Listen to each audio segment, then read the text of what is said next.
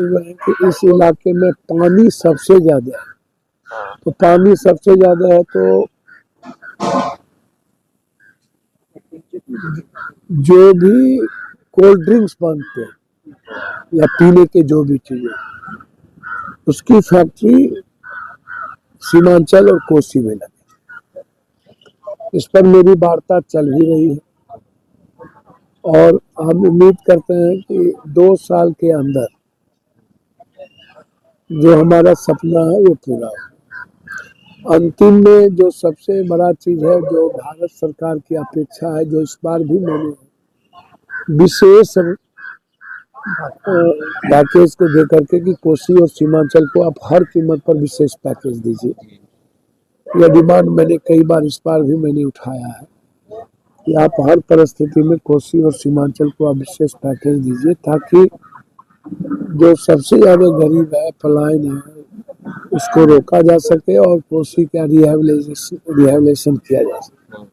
तो लेकिन लगातार हम रेलवे को लेकर के भी हैं, जैसे हमारा है कि सीमांचल से कोसी होते हुए बेंगलोर, आंध्रा, बम्बई, पुणे, जो सबसे ज्यादा मजदूर जहाँ काम करने जाता है, पंजाब, अमृतसर,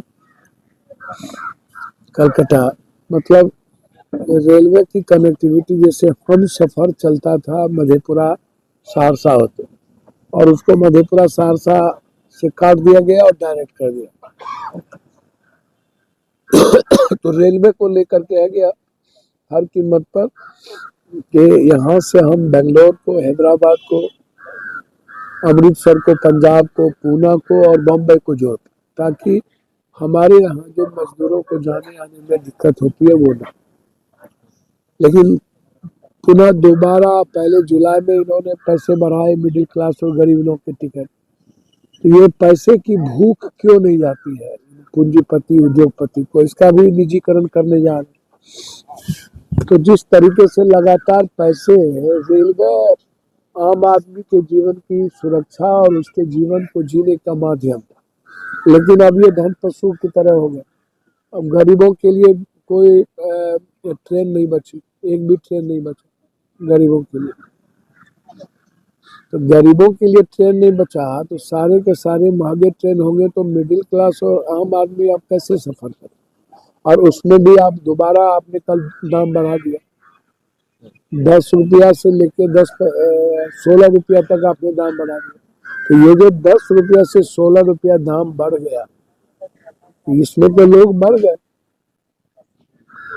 ये सरकार बिल्कुल आम आदमी विरोधी सरकार की तरह हमेशा काम, मनरेगा को हटा देना, मनरेगा तो समझिए मनरेगा की हत्या हो गई। मनरेगा तो अब आम आदमी से दूर हो गई। न राधा को 9 मन तेल हुई है, न राधा नाचिए, न के बिहार सरकार 40% पैसा देगा, न वो मनरेगा का देगा, वो भी अपने मन से। पंचायती राज को वैसे भी वो खत्म कर दिया। तो पंचायती राज व्यवस्था को जिस तरीके से वो खत्म कर दिया, तो आश्चर्य होगा आपको कि भैया आप जरा ये बताइए कि पंचायत के माध्यम से मनरेगा को ग्राम स्वराज की कल्पना गांधी की थी, और गांधी के ग्राम स्वराज के बाद पंचायती राज को राजीव गांधी जी ने 84 में लाया, और उसके बाद आप धीरे धीरे पंचायती राज को ही खत्म कर रहे हैं और मनरेगा के मूल आत्मा को खत्म कर दी। जब आप 12 से 14 से अभी तक 12 साल में 60% भी आप नहीं दे पाए, तो आप क्या दीजिए।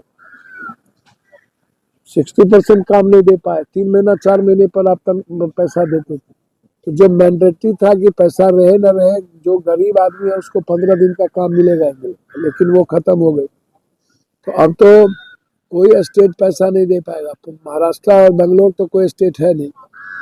ये स्थिति है। इस पर मैं सरकार से मांग करता हूँ कि मनरेगा जिस मूल संवैधानिक आत्मा में थी, और मनरेगा के लिए हम लोग को आर पार की लड़ाई लड़ी, यही है स्थिति। ये सबसे बड़ा है कि जो हमारा मधेपुरा कोसी को लेकर के जो है किसी कीमत पर सभी तरह की कनेक्टिविटी को बढ़ाया जाए उस पर, और इस इलाके से पलायन को हम रोकें, अधिक से अधिक फैक्ट्री का निर्माण हो, इस पर लगातार प्रयास।